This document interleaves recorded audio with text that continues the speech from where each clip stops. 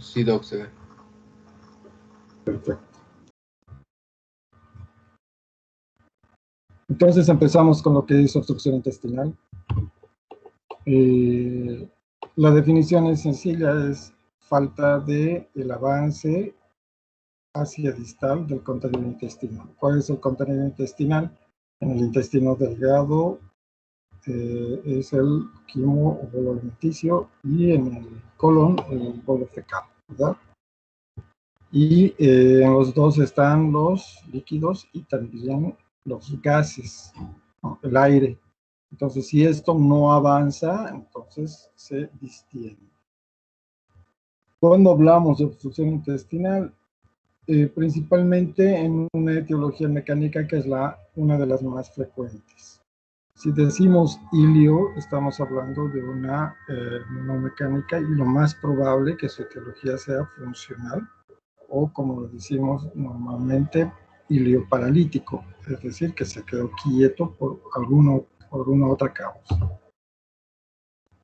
Hay varias clasificaciones, las más utilizadas son estas dos, el ilio mecánico o el ilio paralítico. A su vez, el mecánico puede ser simple o puede estar comprometido, ¿no? O estrangulado. En cambio, en el hilo paralítico casi no hay compromiso de la pared, simplemente el intestino está quieto. Una de las causas más frecuentes son las alteraciones metabólicas o las posoperatorias, ¿no? De manipulación.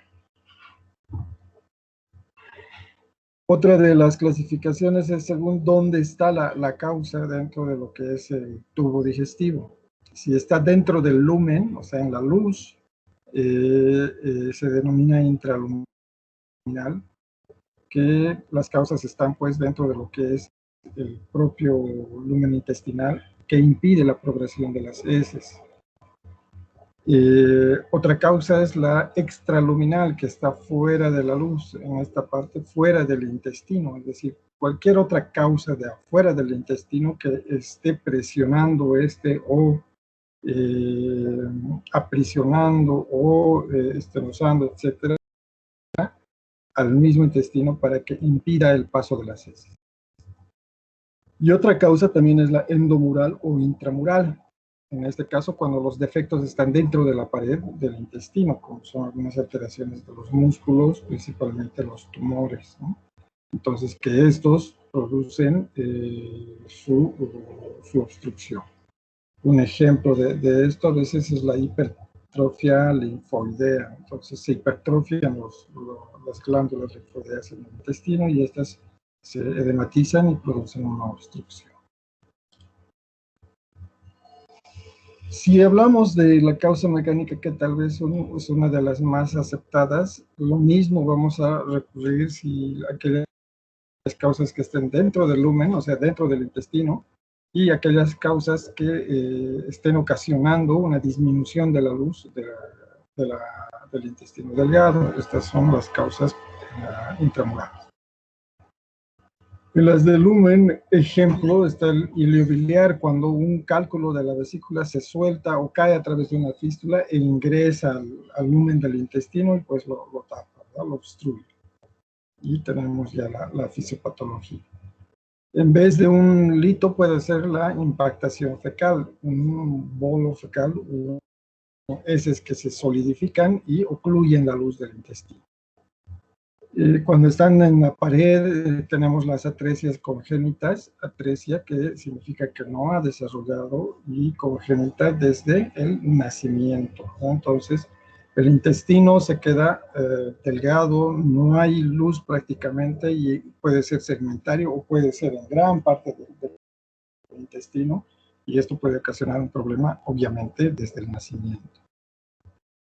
Neoplasias, ya hemos comentado, los tumores, estenosis o estrecheces, algunas lesiones o incluso algunas enfermedades como la tuberculosis o algunas inmunológicas como el Crohn pueden producir estrecheces, estenosis en segmentos del intestino que van a producir la obstrucción. O inflamatorias, nuevamente el Crohn antes de estenosis como secuelas del Crohn, e inflamatorias en el Crohn activo o en otros tipos de inflamación como las intususcepciones. Entonces, ¿de qué estamos hablando en la obstrucción intestinal? Cuando hay algo dentro de la luz del intestino que impide el progreso de las heces, de los gases o de los líquidos. En este ejemplo, en el colon, por ejemplo, hay un tumor intraluminal con crecimiento dentro de la luz, estrechando la luz prácticamente hasta el 90, más del 90%, y esto va a hacer pues que no pasen las heces o que se detenga el gas, y obviamente tenemos la fisiopatología, que es la distensión, vómitos, etcétera, etcétera, que lo vamos a ver.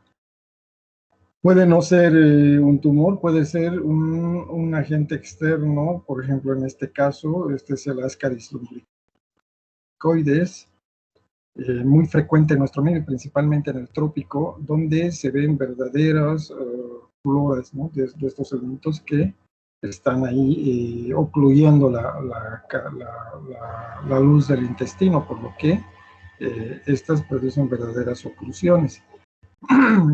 Si no se puede manejar con medios conservadores, pues no habrá que operar, y esto es lo que vamos a encontrar. Entonces, la obstrucción intestinal puede presentarse a cualquier edad. Obviamente en los niños vamos a pensar en otras etiologías, principalmente congénitas. La atresia, la estenosis del píloro, la enfermedad de Hirschsprung, ¿no es cierto? Pero si hablamos de intramurales o a una de relativa frecuencia, son las intususcepciones. Cuando el niño, por ejemplo, presenta deposiciones, pero estas deposiciones son como una mermelada de frambuesas o de grosellas, que dice. Entonces hay que pensar en esto. Si exploramos a este niño, vamos a palpar esta masa. Entonces la etiología es una intususcepción. ¿Cuál es la diferencia de esta obstrucción intestinal con el resto de las otras? Que hay hay paso del contenido del intestino, como les dije, hay heces, pero las heces son sanguinolentas. En cambio, en las otras obstrucciones no hay heces, hay pérdida total de la evacuación, y en vez de este tumor sencillo vamos a encontrar toda una gran distensión de y obviamente vómitos. Todo lo que se le pase por la boca o por una sonda va a ser regurgitado, y ahí hay que descartar alteraciones congénitas.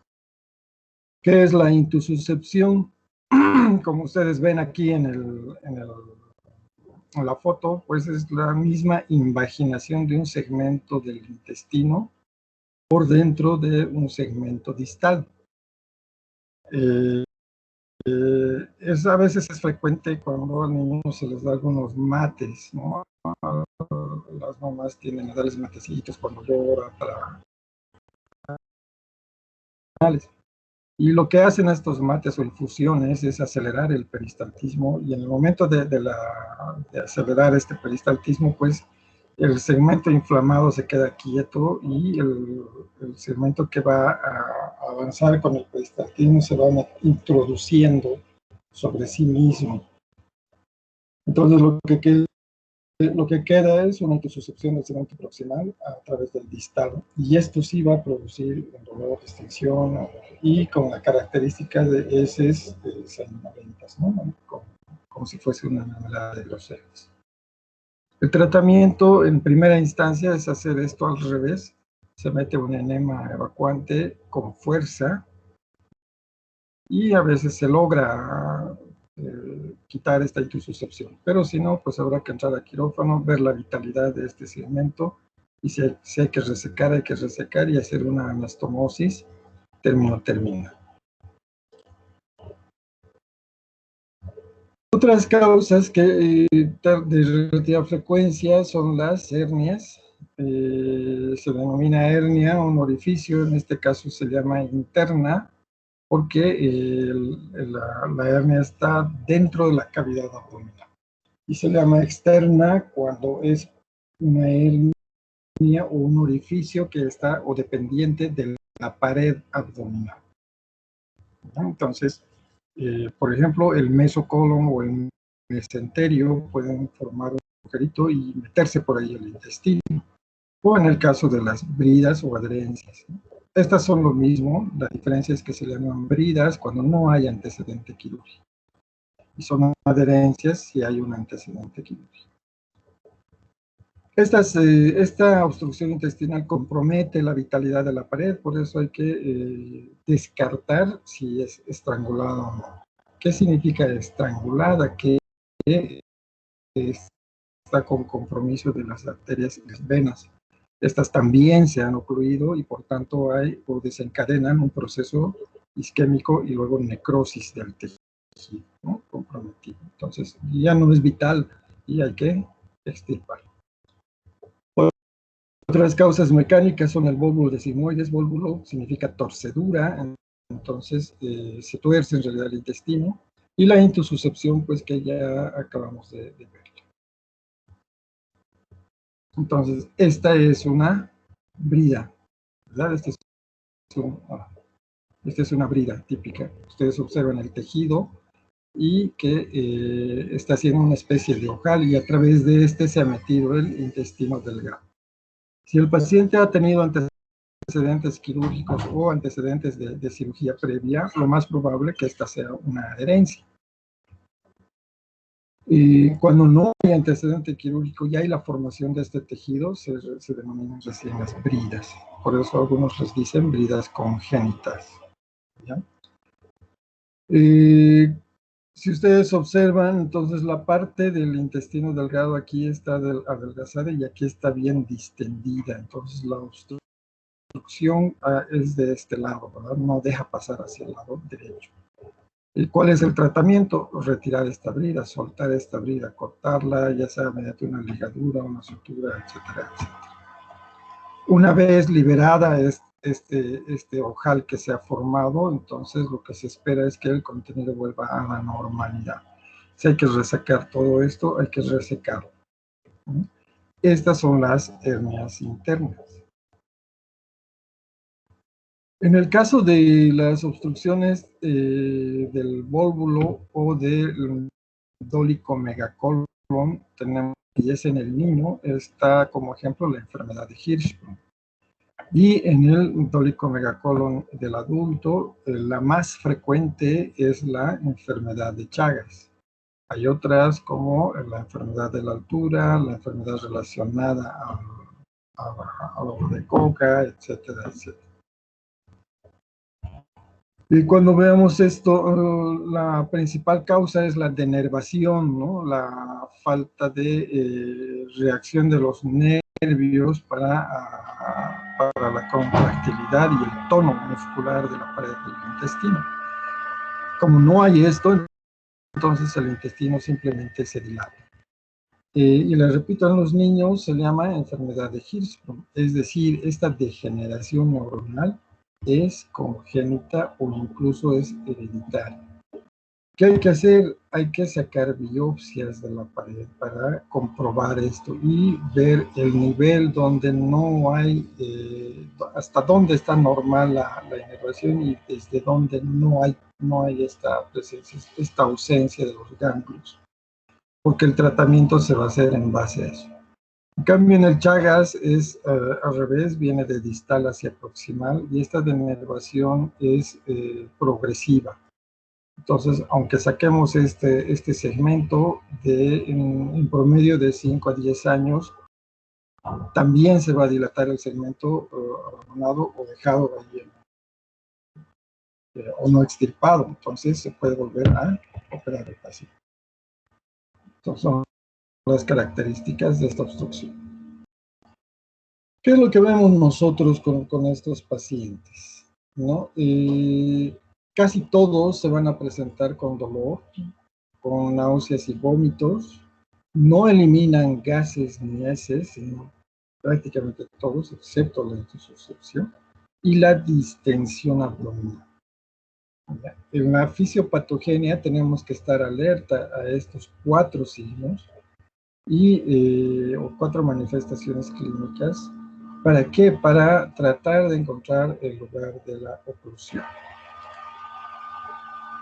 El dolor abdominal es más frecuente, obviamente, mientras más temprano el dolor, lo más probable es que sea más próxima a la obstrucción. Entonces estamos hablando de intestino delgado. Si empieza a doler, lo más probable es que esté empezando un cuadro obstructivo. El dolor generalmente es insidioso cuando está ahí de a poquito, o brusco cuando hay una obstrucción simple. Directamente se obstruye, por ejemplo, en el bulbo se obstruye y el dolor empieza. En cambio, por tumor o por la misma intususcepción es progresivo, ¿no? Empieza a aumentar. Si hay estrangulación, el compromiso del paciente es severo, ¿ya? Se ve que el paciente está con taquicardia, incluso pueden desarrollar arritmias, diaforesis, palidez, etc. Entonces hay que sospechar de una estrangulación. Ese tipo de dolor es especial. El dolor prácticamente es tipo cólico o espasmódico, ¿no? Quiere decir que se contrae y le presenta dolor al paciente, y eso es lo que intenta el cuerpo vencer esta obstrucción. Y luego viene la relajación, cede por algunos minutos el dolor y luego otra vez empieza. Entonces es un dolor característico tipo espasmódico o tipo cólico. El dolor es una de las causas más frecuentes. Si el dolor es temprano, entonces puede ser que la obstrucción sea más temprana. Si el dolor es tardío, puede que la obstrucción sea más distal. Generalmente el paciente queda inquieto, el paciente mientras le duele no encuentra alivio en ninguna posición o en algún gesto o lo que él haga. Y una vez que cede el dolor, el paciente descansa. Entonces, la escuela francesa la define como un dolor que trepa paredes. Entonces va el paciente y de repente se exacerba y como que se pone inquieto, ¿no? Quiere ir hacia la pared, se baja la camilla, se sube a la camilla, nuevamente se sienta o se recuesta. Y otra vez después empieza, es muy, muy inquieto. Ese dolor, lo más probable es que sea de tipo espasmódico y representa o está iniciando algún problema intestinal. Si se puede escuchar, probablemente encontremos algunos borborismos. ¿Qué son los borborismos? Entonces son una especie de los movimientos bruscos intestinales que son traducidos hacia la auscultación, ¿verdad? Generalmente lo podemos escuchar en la auscultación o podemos palparlo. Cuando uno hace la presión con la mano, entonces siente este borborismo. Y si escuchaba, no solamente lo va a escuchar, sino también va a ver lo que se llama gorgoteo, ¿verdad? Cómo se desplazan los gases con el líquido. Los vómitos. Los vómitos van a acompañar a la obstrucción intestinal, ya sea de forma temprana o de forma tardía. En la obstrucción alta del intestino, del intestino delgado, los vómitos son tempranos, son bien rápidos. Mientras más proximal, más rápidos y más explosivos. Y mientras más distal, en el mismo intestino delgado, vamos a ver más características fecaloideas y abundantes, ¿no? Entonces, fétidas, a veces de un café oscuro, a veces achocolatado o a veces verde fuerte. Nada más hay que estar atento a estos vómitos. Si el vómito es temprano, entonces es proximal, y si el vómito es tardío, es más distal. Más o menos podemos ver que en la primera etapa los vómitos son pues tempranos, ¿verdad? Son más gástricos, o quiere decir son más claros, picantes, puede haber alimentos o puede ser después del alimento. Pero según va pasando el tiempo, en teoría los vómitos de contenido gástrico, por ejemplo, en algunos alivia el dolor y se vacía el estómago. Después ya son solo las náuseas y los vómitos solamente con restos de saliva, y no son copiosos. Pero en la obstrucción intestinal siempre hay contenido. Ya, siempre hay contenido. Al principio son gástricos, después ya son de contenido intestinal. Pueden ser biliares. Mientras más distales, vamos a ver más características fecaloideas. Entonces decía café oscuro, fétidos y como si fuese vomitando heces el mismo paciente.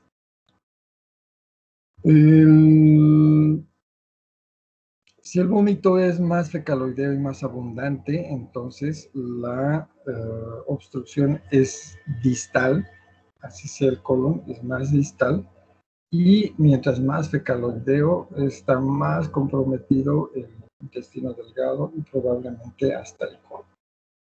Entonces, si ponemos los dos, las dos entidades, el intestino delgado y el colon, en el intestino delgado el dolor es más temprano, acompañado de vómitos. Hay poca distensión. En cambio, en el colon, el dolor es más tardío y los vómitos son más tardíos. ¿Por qué? Porque primero se va a llenar de gases, no va a haber heces, y después va a aparecer los vómitos y el dolor. En los dos hay falta de eliminación de gases y heces. Pero sí, como les decía, si es más en el colon, primero se cortan las gases y las heces. En cambio, si es delgado, los gases y las heces se eliminan todavía los que quedan en el colon o en la parte distal. Una vez que se evacúa eso recién, hay la falta de eliminación completa. Y como se retienen los gases y heces, entonces va a haber distensión abdominal. El grado de distensión va a depender del sitio de obstrucción, ¿no?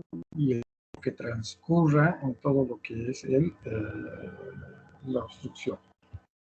Entonces, si es en intestino delgado, ¿no? Si la obstrucción es en el intestino, que dilate el intestino. Entonces, la distensión es tardía. Primero va a haber dolor, puede haber vómitos, falta de eliminación de heces y gases y recién la distensión. Pero si fuera el colon, pues lo primero que se va a notar es la falta de eliminación de heces y gases en el colon. Después, con el tiempo, va a empezar a distenderse y va a empezar con el dolor. Y recién al final van a producirse las náuseas y los vómitos. Entonces, esta cronología, diríamos, de las manifestaciones clínicas también nos dan la fisiopatología y nos ponen alerta a más o menos el sitio de la obstrucción. En la distal hay más distensión y en la proximal hay poca distensión, entonces hay que estar también alertas a eso. Entonces, en resumen, los vómitos en la alta son precoces, tardíos. La falta de eliminación de heces es tardío en la alta, es precoz en la baja, es temprano. La distensión es poco central, mientras más proximal, menos distensión. En cambio, en la baja es más distensión, es mayor y más periférica. En ambas hay deshidratación, hay alteración de los líquidos y electrolitos. Es peor con la obstrucción alta. ¿Por qué? Porque está evacuando casi todo lo que debería absorberse. En cambio, en la baja generalmente ha tenido tiempo de absorberse. Es menos acentuado, pero mientras más pasa el tiempo, también se va a ver marcado. Esto quiere decir que el obstructivo alto se va a descomponer rápido, generalmente entre las 24 y 48 horas ya tenemos un proceso séptico. En cambio, en el bajo, el paciente ya de por sí viene tarde, viene entre el segundo y tercer día recién de su problema, y también va a tardar entre 2 a 3 días en descomponer, en ponerse séptico. El mejor examen para esto es la radiología. Y ahí vamos a encontrar los niveles, o colon sin gas, o colon con niveles, ya vamos a ver esto más adelante. ¿Qué caracteriza a este cuadro? La leucocitosis es un signo de mal pronóstico, porque al principio en la obstrucción no va a haber leucocitosis, pero si se instala dentro de las 24 horas, quiere decir que hay un proceso inflamatorio severo. Entonces, mientras más leucocitos, más proceso, más factor de riesgo. ¿Ya? El proceso séptico se está instalando. No se olviden que estamos hablando de contenido fecaloideo. Hay bacterias desde el estómago hacia distal. Mientras más distal, hay más bacterias. Entonces, como estas se quedan quietas, entonces hay una migración bacteriana, eso se llama translocación bacteriana, y esto va a producir, pues, en un inicio, reacción inflamatoria y posteriormente sepsis. ¿Y cuál es el marcador de la sepsis? La leucocitosis. A mayor leucocitosis, mayor compromiso séptico. Las leucocitosis leuciformes, es decir, que son mayores de 19 o 20.000 leucocitos por campo. Entonces, nos traducen no solamente ya sepsis, sino riesgo inminente de perforación. Lo más probable es que haya ya necrosis, ¿no? Entonces, las grandes leucocitosis hay que tenerlas miedo. Entonces, hay que acompañar con laboratorio sí o sí a este paciente como factor pronóstico. El paciente tiende a deshidratarse, ¿verdad? No solamente por la éstasis y porque estos líquidos no se están moviendo y el intestino está dilatado, está dañado y no está absorbiendo. Entonces hay un desequilibrio electrolítico importante en el inicio. Hemos visto que en la alta es mayor y en la baja es cuestión de tiempo.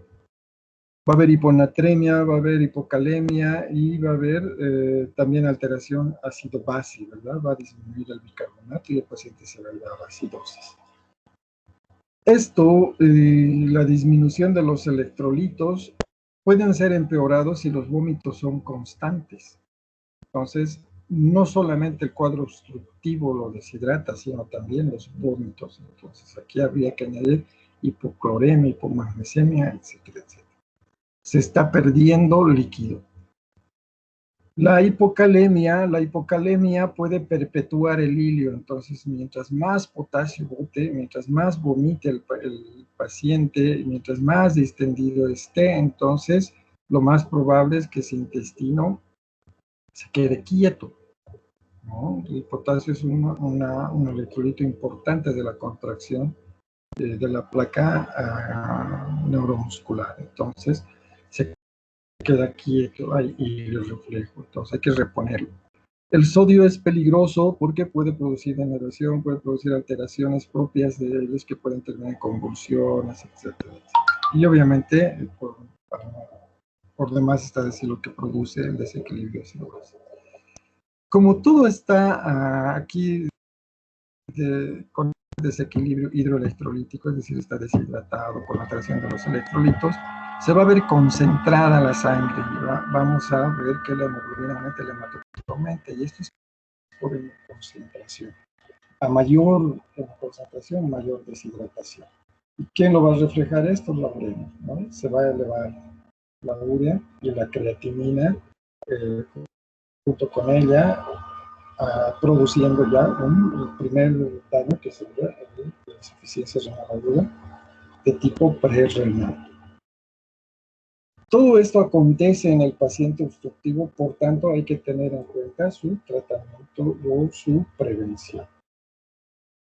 ¿Cómo hago el diagnóstico? El diagnóstico es clínico, como han visto, el paciente tiene falta de eliminación de heces, extensión, dolor, vómitos, etc.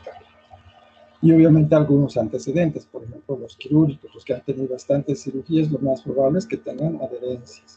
El paciente con enfermedad de Chagas, lo más probable es que tenga volvos. Si es niño, puede ser un Hirschsprung, puede ser una estenosis, una atresia, etcétera, etcétera. Entonces, más la clínica, vamos a tener el diagnóstico. Por mucho el examen más rápido de obtener, más económico y más disponible en todos los servicios es una placa de abdomen, radiología de abdomen. Simple, no necesitamos contraste ni nada. Claro que si quieren afinar el diagnóstico, se puede utilizar. Pero van a tardar más, el contraste es otro costo, etcétera, etcétera. Entonces tomamos una placa y vamos a tener ahí la respuesta. Entonces es el examen más importante, hay que tomarlo en las 3 posiciones si pueden, en una posición en bipedestación, en una posición en decúbito o en una lateral. ¿Qué vamos a ver? Niveles hidroaéreos, vamos a ver la distribución del aire intestinal y debe ser esto acompañado en forma de rutina. Entonces, clínica o historia clínica, laboratorios y radiología. ¿Qué estamos viendo aquí? Un ácido delgado, que no debería verse en una placa de abdomen. Entonces, esta es una imagen típica de obstrucción intestinal. ¿Cuáles son los signos radiológicos que se describen? Si ustedes observan, el intestino delgado no debe verse, pero estamos viéndolo aquí claramente. Este intestino delgado está aumentado de tamaño. Tenemos edema de la pared y estas estrías que ven son las válvulas conniventes y este aspecto que da pues son monedas y se llama imagen radiológica en pila de monedas, ¿verdad? Por esta característica. Y esta es típica de la obstrucción intestinal o de la obstrucción del intestino delgado.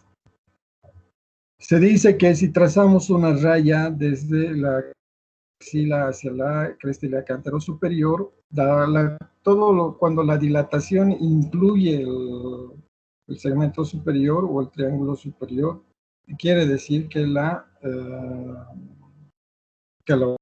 oclusión es distal. Pero si no está incluida, la oclusión es proximal. Es muy relativo, principalmente si hay pacientes posoperados, porque ya dependen de las adherencias, dependen de las vías, depende de la acumulación de la cirugía, etcétera, etcétera, que hayan sido sometidas. Pero de primera intención, aquí el diagnóstico está hecho. Entonces tengo el dolor, tengo la distensión, tengo los vómitos, el compromiso laboratorial. Y si yo le tomo la placa, es una obstrucción intestino delgado. Entonces ya sé qué tengo que hacer, ¿verdad? Esta es la cámara gástrica. La cámara gástrica también está con edema, se observa ahí la mucosa engrosada. Esta es una placa en bipedestación, ¿no? Entonces, a veces no vemos esta imagen cuando el paciente está en el decúbito, pero sí las imágenes o estos niveles hidroaéreos. Esto es aire y esto es agua. Esto es aire, esto es agua. Esto es aire, esto es agua. Esto es aire, esto es agua. Entonces, esto es aire y esto es agua. Entonces, imagínense cuántos loops tiene el intestino delgado, esto dilatado, que ahí tenemos los niveles hidroaéreos. Y si ustedes se observan, estas imágenes que ven aquí como peldaños son las imágenes en escalera, que también son típicas de la oclusión intestinal alta. ¿Ya? Entonces, las imágenes en escalera, las imágenes en pilas de moneda, los niveles hidroaéreos, los edema de la pared transmural, etcétera, etcétera, son típicas del intestino delgado.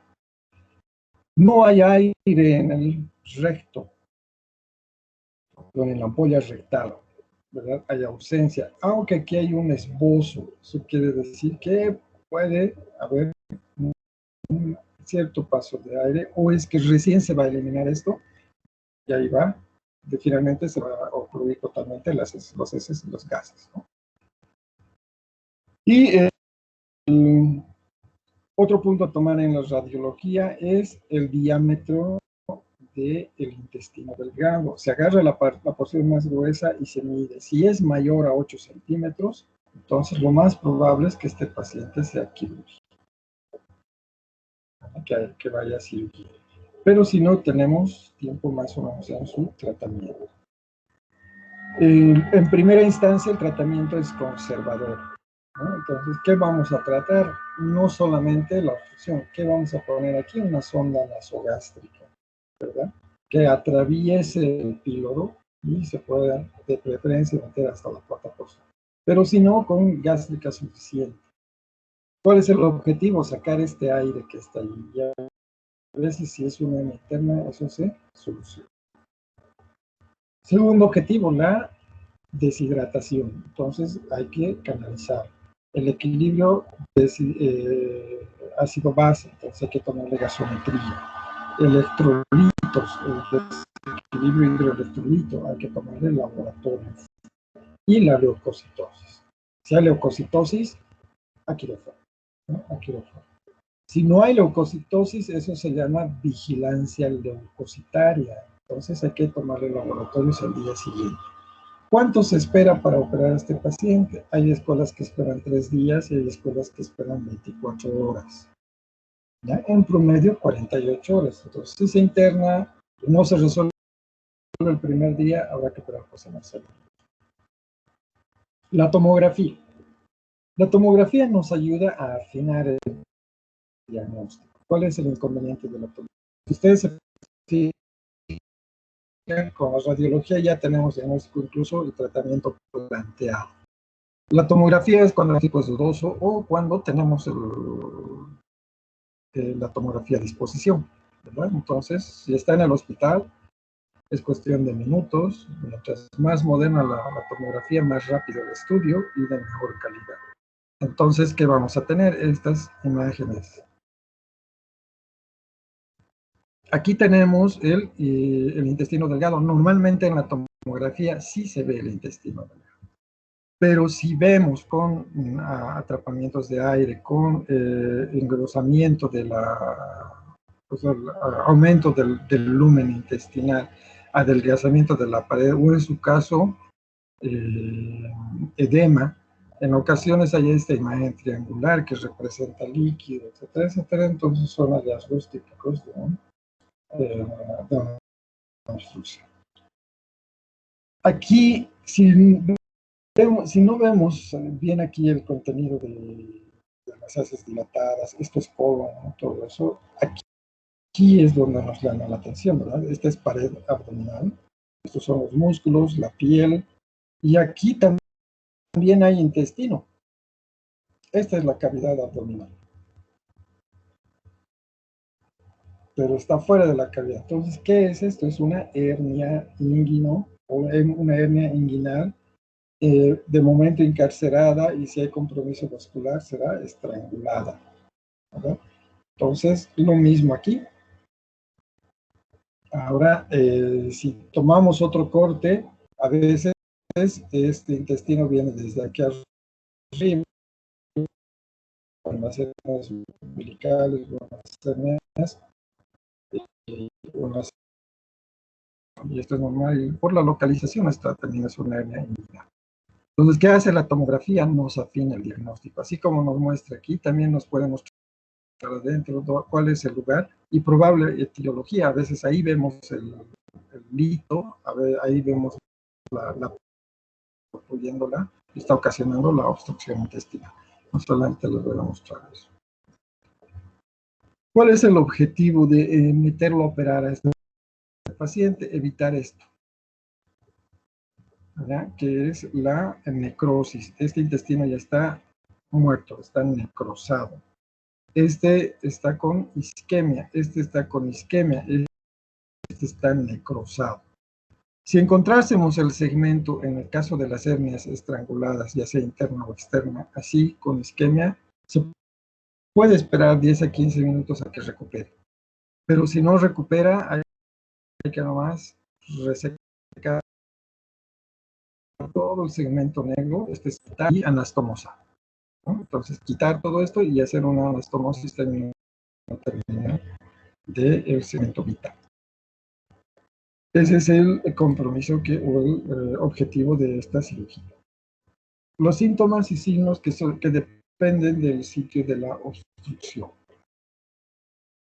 Entonces, esto otra vez lo vamos a comentar.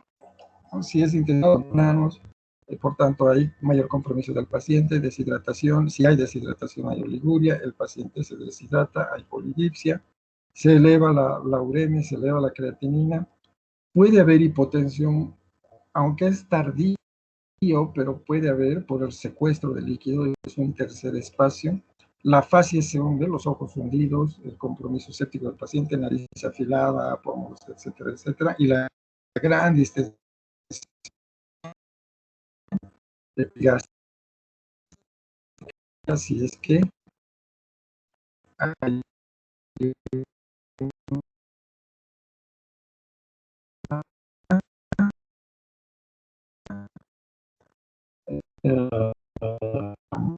Está cortando. perdón. Se escucha entrecortado, doctor.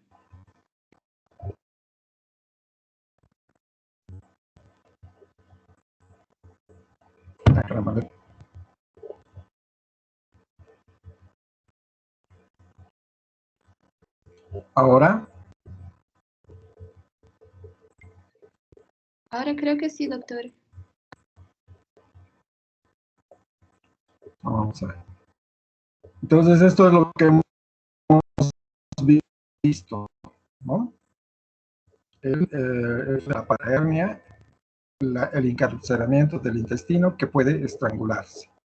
Este es un prolapso del intestino delgado que también puede llegar a estrangularse. Esto generalmente se da en las cirugías ginecológicas o urológicas.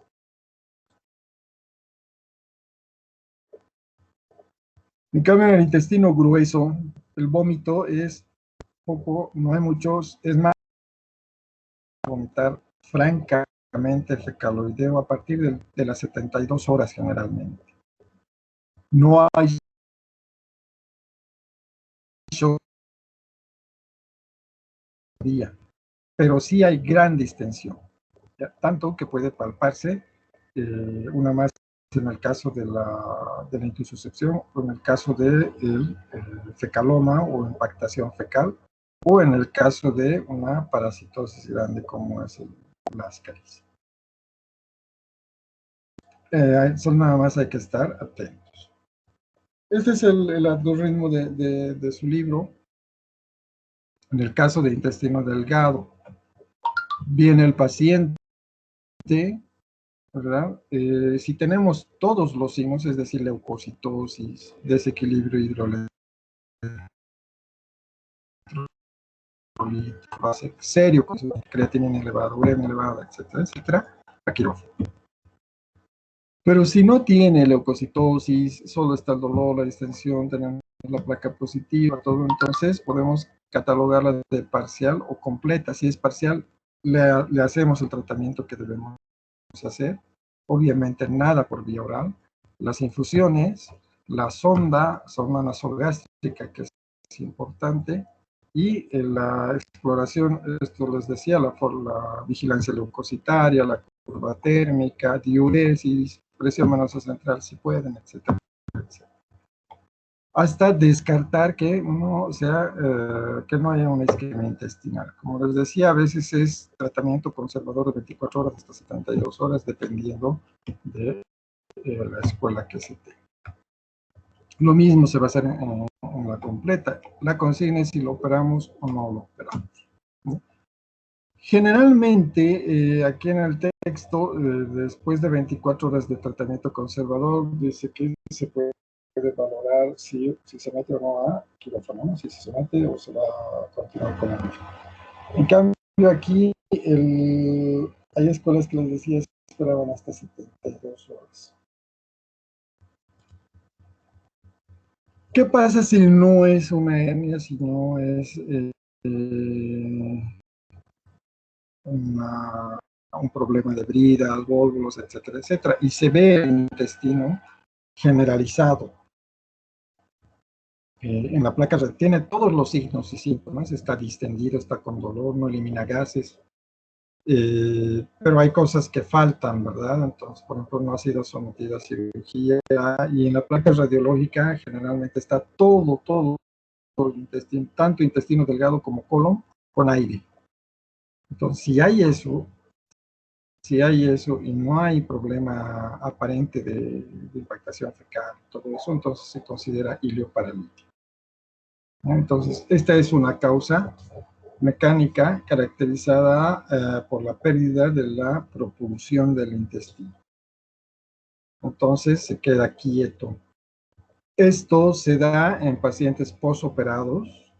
A veces era muy frecuente en la cirugía abierta, o es frecuente en la cirugía abierta por la manipulación del intestino, y es por eso que esperamos entre 24 a 48 horas cuando la cirugía es grande a que empiece a caminar el intestino. También se da en la sepsis. ¿Ya? Si el paciente está séptico, entonces sí puede haber el síndrome de Ogilvy, por ejemplo, es de un paciente que está deshidratado, con electrolítico, ácido base, séptico, etcétera, etcétera, y el intestino se queda quieto. No es quirúrgico ninguna de estas entidades, lo único que hay que hacer es poner una sonda rectal o una sonda nasogástrica. Entonces, les decía, puede ser por posoperatorio, que es la causa más frecuente. Una peritonitis. En la peritonitis se caracteriza principalmente cuando el paciente ya está perforado. Entonces, ya se ha perforado, ya hay heces ahí adentro. La primera reacción del intestino es quedarse quieto, ¿no? El silencio abdominal. Entonces, puede ser una causa del hilo paralítico. El síndrome retroperitoneal, lesión medular, disturbios metabólicos son las misceláneas. Las medulares son frecuentes en paciente con trauma, ¿no? Entonces, si el paciente tiene un trauma raquimedular o el paciente quedó parapléjico o tetrapléjico, cabe esperar que este paciente haga hilos paralíticos frecuentes, ¿no? Y no son quirúrgicos, no son quirúrgicos. Aquí el texto, Schwartz les describe las causas comunes del ilio. Fíjense, en su mayoría son por estas causas, anormalidades electrolíticas, pero también por algunos medicamentos, etcétera.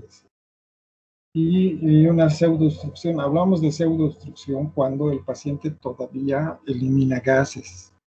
Tiene todas las características de una obstrucción intestinal, pero elimina gases. Entonces, ese aspecto que nos falta nos puede catalogar como pseudoobstrucción. Todas estas son las causas y el tratamiento es el mismo. Esperar a que no se comprometa más el paciente. ¿Qué vamos a hacer? Alertas,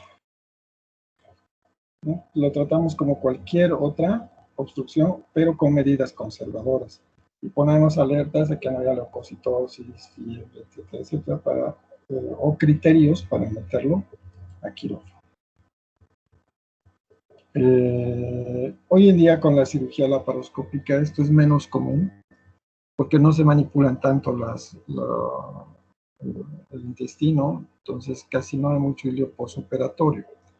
Pero si se diera el caso, lo que hay que hacer es evitar la manipulación del intestino, la laparoscopia cuando sea posible, líquido, la hidratación es muy, muy importante. Iniciar la vía oral lo más rápido que se pueda. Para esto necesitamos parar al paciente y hacerlo caminar para que su intestino también reaccione y iniciarle dieta. Más si ha habido anestesia peridural, les decía que los líquidos son muy, muy importantes. Asimismo, el tratamiento medicamentoso, ¿no? Bien, ¿alguna pregunta hasta aquí?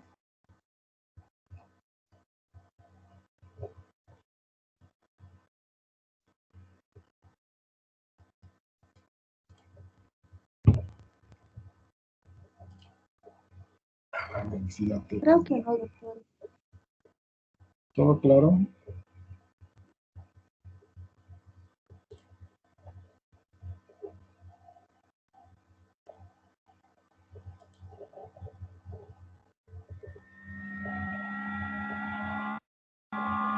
Bien, pues, ¿alguna pregunta, algo?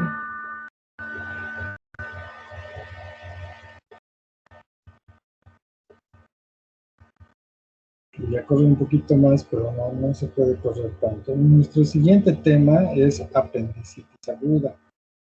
Ahí sí me voy a tomar, yo creo, unas 2 horas por lo menos, todo el periodo completo, porque es un tema importante, es un tema muy frecuente y principalmente es abundante, ¿no?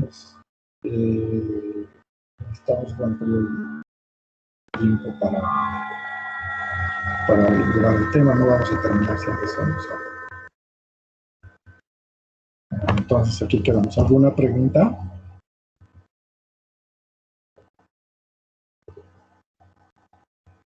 Creo que no, doctor, todo claro. Muy bien, entonces nos vemos el siguiente jueves. No sé si hay algo más, nada más. Entonces hasta el siguiente jueves, doctores. Buenas noches, que descansen. Doctor, buenas noches. Hasta luego, doctor, gracias. Buenas noches, Gracias, doctor. doctor, buenas noches.